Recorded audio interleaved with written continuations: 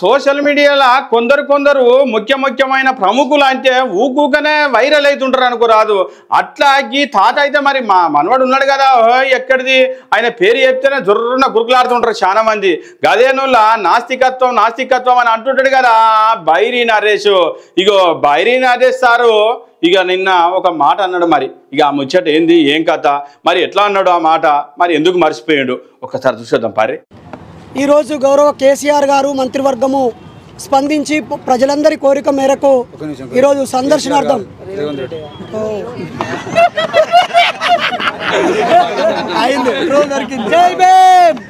Social మీడియాలో చురుకుగా పనిచేసే బైరీ నరేష్ ఆఖరికి సీఎం రేవంత్ రెడ్డి పేరు మర్చిపోయి నాలిక గరుచుకోండు.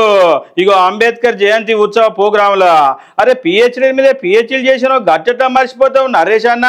ఊకుగా నాస్తిక జపం చేసి 24 గంటల జనాలల్లో చురుకుగా పనిచేసే ఆఖరికి సీఎంల పేరు మర్చిపోతున్నట్టుగా మనవడా.